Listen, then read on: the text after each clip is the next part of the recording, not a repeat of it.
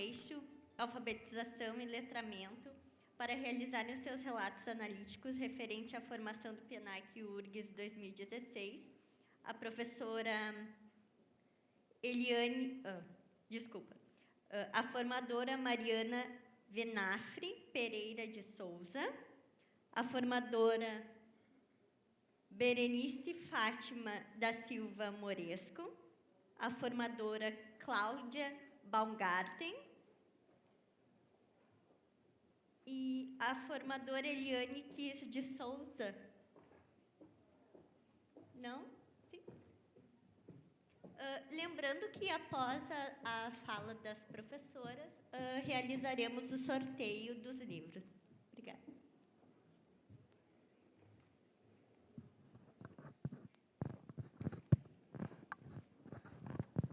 Boa tarde a todas.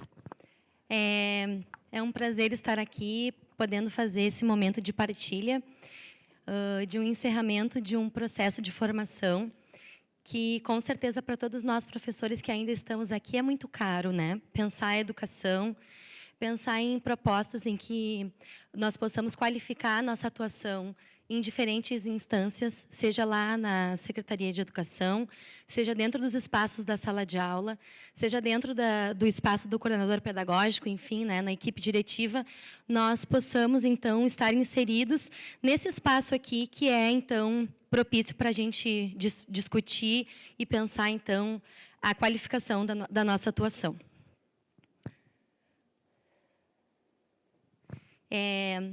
Eu represento, então, o grupo das OEs, né, das formadoras, então, que trabalharam com as OEs do eixo Alfabetização e Letramento. E eu represento esse grupo com muito carinho, né? Então, todas as meninas aqui, na minha pessoa, na Berenice, na Cláudia, estão representadas a nossa fala. E eu intitulei, então, PNAEC, um espaço de formação para alfabetizadores. E quando nós estávamos pensando no que compartilhar com vocês, me veio à cabeça, me veio à memória um pouco da minha trajetória. Me coloquei a pensar um pouco no meu lugar enquanto professora, mas em um momento de escolha do curso da pedagogia. Eu ingressei em 2006, aqui pela Universidade Federal do Rio Grande do Sul, então, como aluna da pedagogia. E eu lembro que no primeiro semestre teve um professor que perguntou em uma disciplina por que eu havia escolhido o curso de pedagogia. E eu lembro que naquela ocasião o que eu consegui responder foi que eu escolhi porque eu gostava muito de crianças. E com o passar do tempo, a partir da minha leitura em relação às várias disciplinas, enquanto o tempo foi passando, e as minhas inserções nos espaços escolares, então, lá na educação infantil, no ensino fundamental e também na educação de jovens e adultos, eu fui observando o quanto a docência ela tem múltiplos desafios. E a gente sabe aqui, enquanto professor de sala de aula que somos, que rotina não faz parte do nosso dia a dia, não é bem verdade? Nós temos, então, uma rotina que não está pautada na mesmice, mas ela se faz em diferentes momentos, com perguntas, com questionamentos. Nós ficamos, às vezes, nos deparamos com histórias tão diferentes dos alunos com os quais a gente atende, e a gente pensa, meu Deus, essa história, eu preciso pensar um pouco sobre isso. A gente fica inquieta. A nossa profissão nos desafia muito. E aí, hoje, eu posso dizer que, dentro dessa minha caminhada, lá pela escolha do curso de pedagogia, e hoje, estando aqui nesse lugar, eu posso dizer que o que me manteve nessa escolha foi os desafios que a docência me faz pensar. E aqui eu elenquei alguns dos desafios que nos atravessam. E o primeiro deles, a gente pode lançar ali os alunos, o nosso público-alvo. Quem são os alunos que nós atendemos? Que lugar eles estão? Qual é o entorno da comunidade em que eles vivem? E isso pode fazer diferença na minha atuação, no modo como eu vou olhar essa criança? Sim. Será que o meu aluno teve uma vivência escolar anterior? foi aluno da educação infantil, foi aluno da educação infantil em espaços de EMEIs, foi aluno da educação infantil nas escolas de ensino fundamental, por exemplo. Então, esse aluno, quem é ele que eu vou atender? E que perspectivas e que metas eu vou ter para poder ensiná-lo, seja no primeiro ano, no segundo ano ou no terceiro? Nós sabemos, e inclusive isso ficou muito claro quando a professora Luciana Piccoli fez a abordagem dela a partir da videoaula, que todos nós assistimos, que nós temos dado que as nossas turmas são heterogêneas. E seja a heterogeneidade, seja pela questão cognitiva, né? Enfim, alunos que não aprendem todos do mesmo jeito, nem no mesmo ritmo, isso é um dado, é uma constatação, e a partir daí os desafios se colocam. E seja pela turma heterogênea, seja pelas características, inclusive, de disciplina, por exemplo. Nós temos, com alguns determinados grupos, a gente pode fazer atividades mais movimentadas, talvez com alguns grupos a gente possa ter que adaptar, e aí a docência e o desafio se põem. A gente precisa pensar sobre isso. Quando a gente pensa também na questão dessas turmas heterogêneas, a gente vai pensar na diferenciação pedagógica, que foi também uma outra importante provocação e importante para a nossa reflexão. Que tipo de ações dentro dessa atuação nós podemos fazer para atender aqueles alunos, por exemplo, que têm um pouco mais de dificuldade, ou aqueles alunos que estão além? Olhar para esses diferentes alunos e saber de que forma eu posso atuar, a diferenciação pedagógica. E pensar tudo isso está pautado naquele exercício diário do professor, né? Que é o planejamento da aula, que são os projetos pedagógicos, que são as sequências didáticas, que é o material, né? Aquilo que a gente sabe fazer. E a gente precisa ter intencionalidade. Pensar nesses aspectos é pensar também em toda a questão, inclusive que a professora Bela trouxe hoje, né? Conhecimento. O que eu sei que é preciso que o meu aluno aprenda dentro desse ano escolar.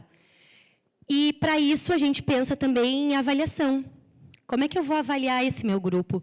De que modo? A gente conversou, né, na nossa formação aqui do PNAEC sobre a questão da avaliação diagnóstica e as múltiplas possibilidades que a avaliação pode ter, os múltiplos instrumentos que a gente pode se utilizar para poder sondar o que o nosso aluno sabe, o que o nosso aluno não sabe, o que a gente precisa investir a partir de, então, quando a gente faz a constatação. Muitas vezes, o grande desafio da docência também é saber como acompanhar essas aprendizagens. Quando eu proponho uma sequência didática em um determinado período, como é que eu vou fazer para acompanhar isso? Né? De que modo eu vou fazer para acompanhar, perceber os avanços, perceber aquele aluno que estagnou? E aí, muitas vezes a gente percebe que alguns alunos ficam estagnados, e aí a gente, mas o que será que está acontecendo? O que eu preciso fazer para atingir esse aluno? Que dificuldade de aprendizagem ele tem? Que está lá um sinal vermelho que eu preciso ficar muito atenta.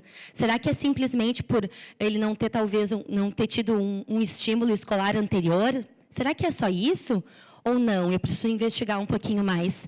E aí a gente precisa, às vezes, de um olhar especialista, de um atendimento externo, né? De um médico, de um psicólogo, de um psiquiatra, de um fono. E aí o nosso olhar, a gente precisa estar sempre observando. E a gestão da sala de aula também, com certeza, é um outro aspecto que desafia o nosso fazer. A gestão da sala de aula vai desde aquele momento em que eu vou pensar a situação de aprendizagem. Se eu vou propor um rodízio de jogos naquela minha turma, como é que eu vou fazer esse rodízio? Como é que eu vou fazer a sistematização desse jogo? De que modo que eu vou fazer esse jogo dar certo e eu conseguir chegar ao objetivo com o qual eu planejei? E a gestão da sala de aula nesse aspecto e também naquele aspecto da organização da rotina, daquela turma que talvez seja muito barulhenta, muito borbulhante, a gente precisa dar jeito para poder ter aqueles momentos de concentração. Então, o nosso fazer, permeado entre todos os aspectos, nós temos as nossas classes de alfabetização. E, com certeza, o fazer docente, ele é realmente desafiador, ele é complexo e, ao mesmo tempo, ele é tão encantador.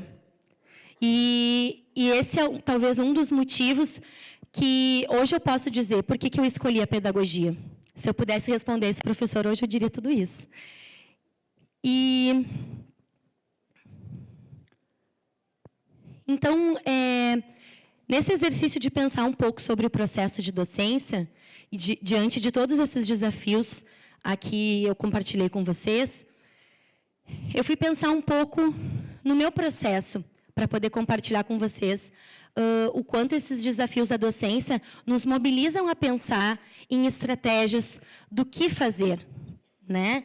E lá em 2009, então, na pedagogia da URGS, eu procurei, então, no relatório final do meu estágio, o que eu falei sobre a questão do fazer-se professora.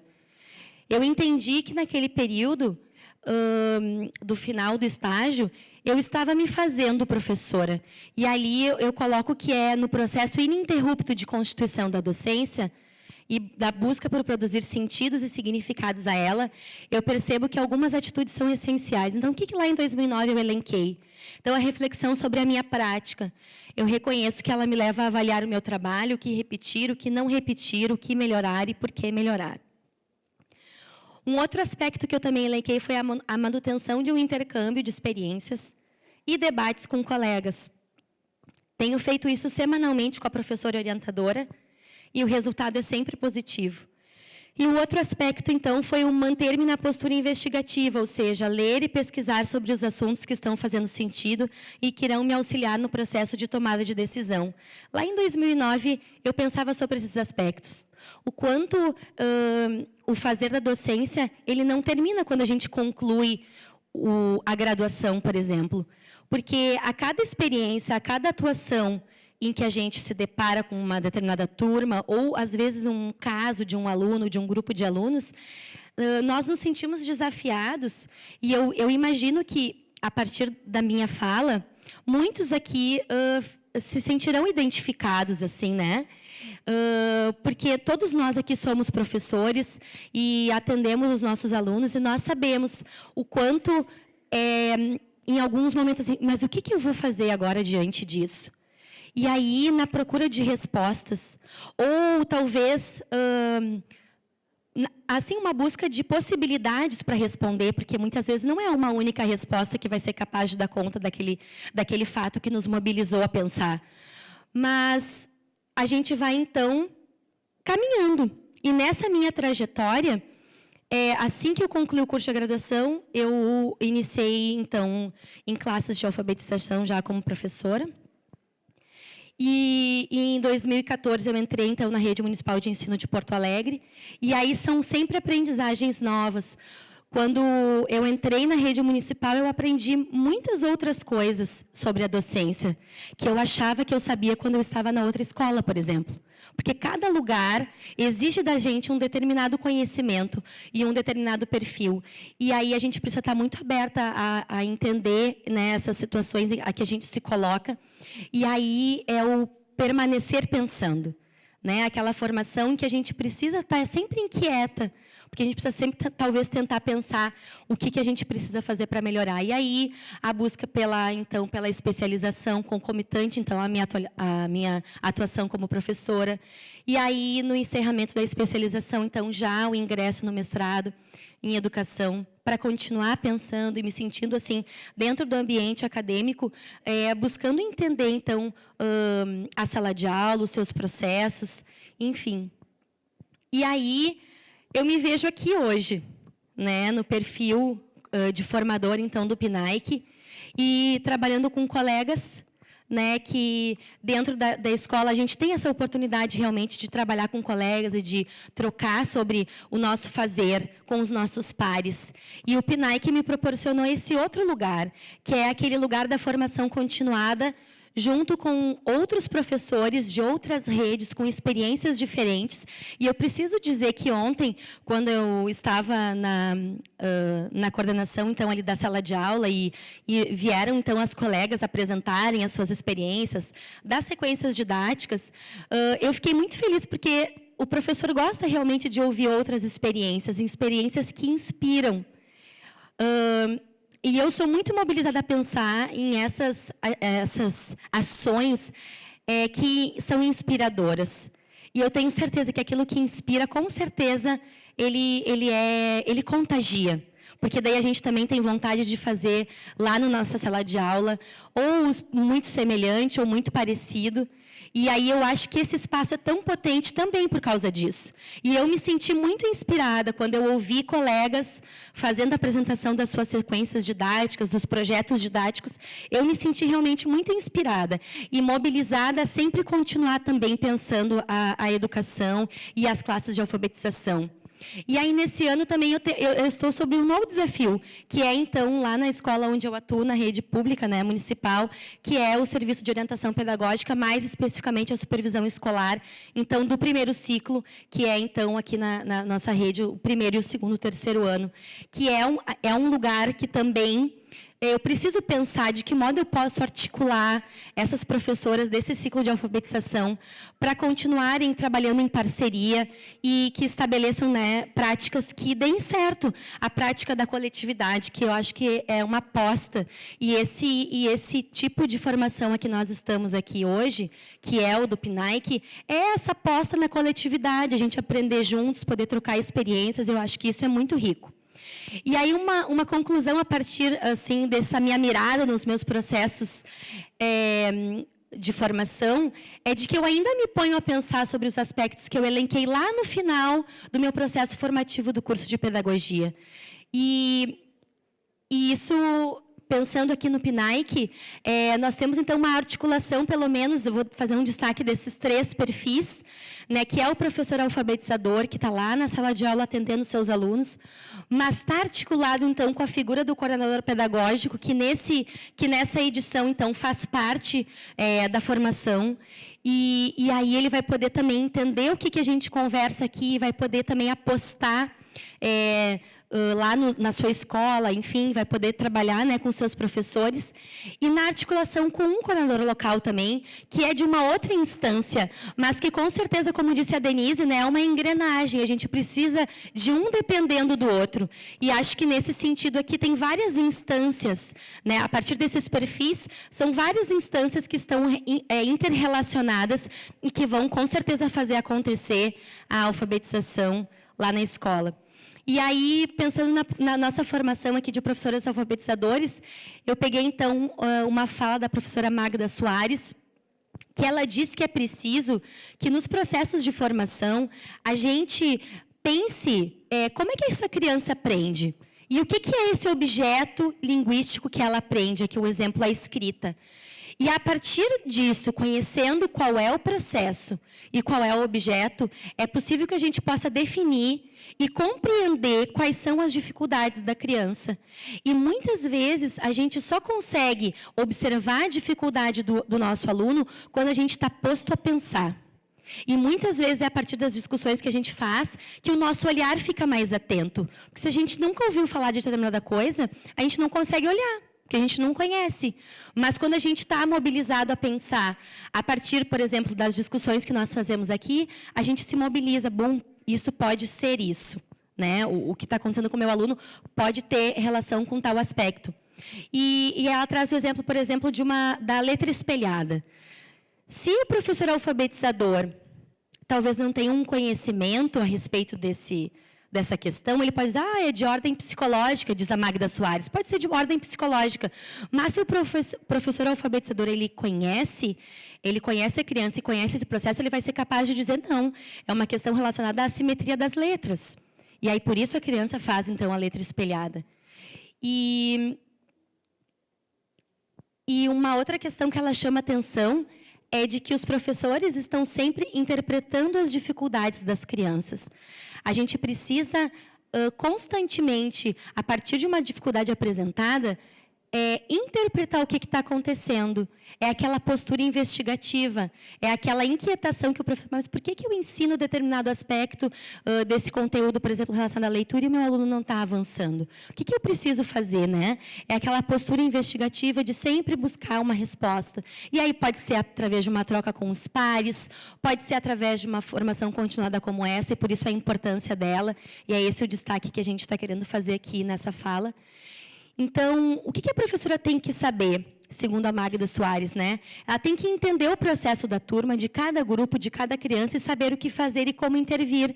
Porque muitas vezes a gente sabe que nós temos 25 alunos, 30 alunos na turma, mas cada grupo de aluno, cada criança especialmente, tem uma dificuldade específica, e eu preciso conhecer. E eu só vou conhecer se eu me aprofundar, se eu fazer a avaliação diagnóstica, se eu fazer, então, sequências didáticas para propor o avanço, se eu saber realmente quais são os objetivos daquele ano escolar com o qual eu trabalho. E alguns dos subsídios para a qualificação da prática que nós trabalhamos aqui, eu vou rememorar. Né? Nós trabalhamos, então, com a questão do diagnóstico da turma, através de um mapeamento, né, com as hipóteses de escrita. Nós trabalhamos com a carta como um instrumento de reflexão, né, de toda a caminhada docente, lá no final do ano, como é que a minha turma terminou, o que foi potencial, o que ainda tem de limitação, de possibilidade de trabalho. Nós trabalhamos também com a organização do trabalho pedagógico na alfabetização e os recursos didáticos para garantir os direitos de aprendizagem na alfabetização. Nós trabalhamos com o inventário também dos recursos pedagógicos, que ficou na questão da figura do coordenador pedagógico, né? O que nós estamos fazendo com os nossos recursos, os jogos, os livros literários. Nós estudamos a questão da avaliação de larga escala, né? Então, a avaliação nacional da alfabetização. Falamos sobre a avaliação diagnóstica, sobre a sequência didática. E nós, a partir desses subsídios que nós conversamos nas formações, alguns deles, né? A gente entende que nós alfabetizamos com método. E o que é isso, segundo a Magda Soares? Então, nós, alfabetizadores, dependemos do conhecimento dos caminhos da criança. Então, que caminhos são esses? Os processos cognitivos e linguísticos e desenvolvimento da aprendizagem da língua escrita. E isso é que vai orientar os nossos passos e os passos das crianças.